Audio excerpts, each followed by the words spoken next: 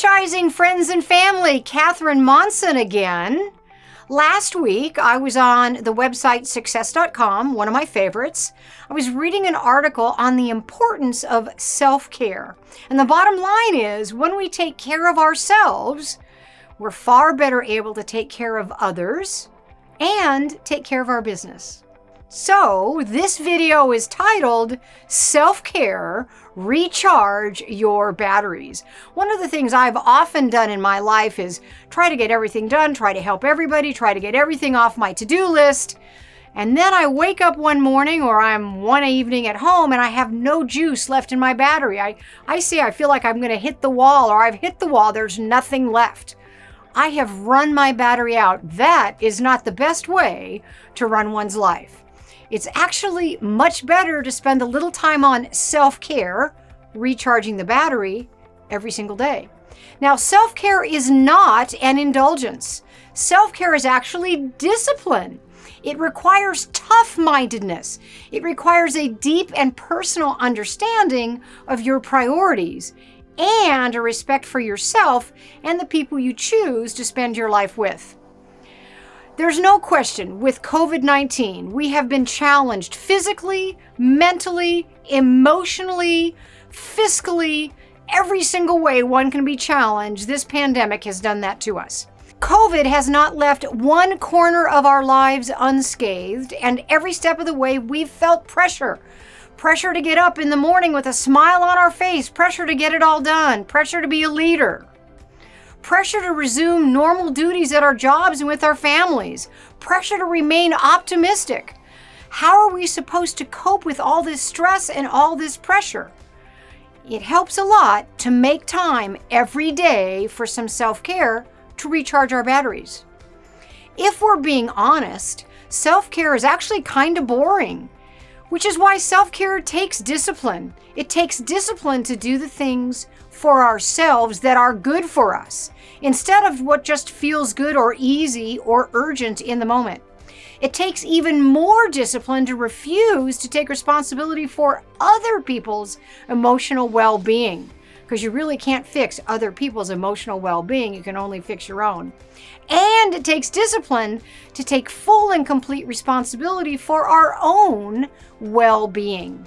Self-care is also a discipline because it's not something you do once in a while, only when the world gets crazy.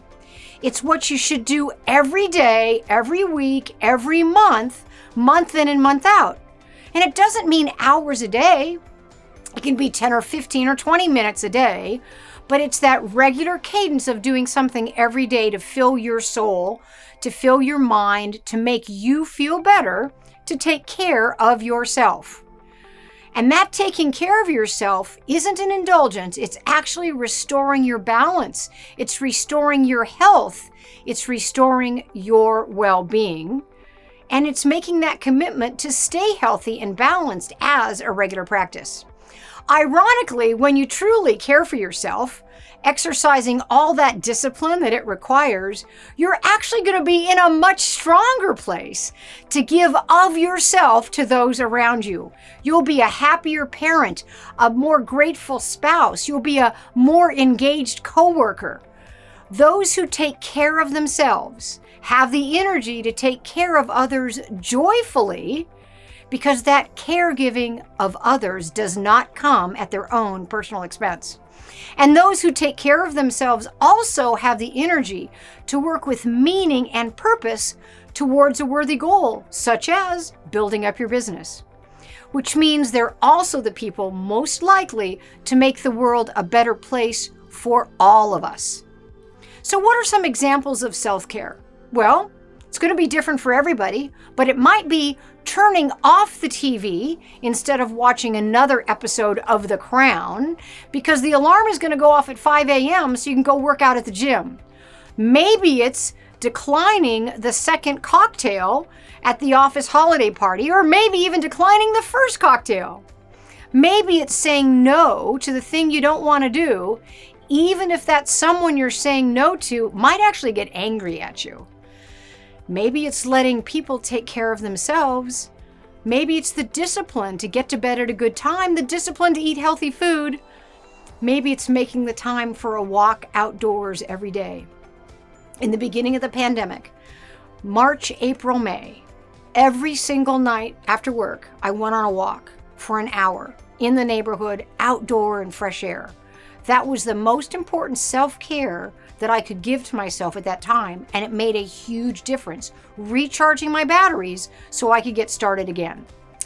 Practicing consistent self-care is the antidote for so many stressful seasons and reasons in our lives. And while it might feel tough to nourish a healthy relationship with ourselves right now, it may be just the one constant in our lives right now that'll help us rise up during these turbulent times. So how does one even begin to practice self-care?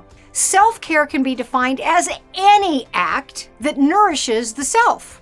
Some self-care acts might re-energize, while others might be for relaxation. Typically, self-care time is used to rest, reset, or reflect. Self-care will also look different to everyone. Self-care is about showing yourself that you love yourself daily with an act of service to yourself. Taking care of yourself can be divided into different categories: mind, body, soul. On an amazing self-care day, you'll check off an item under all three categories. On more challenging days, maybe you'll only check off one category. But so here are some examples of self-care under each category. For your mind, it could be journaling, reading for pleasure, watching a relaxing show, listening to relaxing music, working on puzzles, drawing, crafting, knitting. Knitting would never be for me.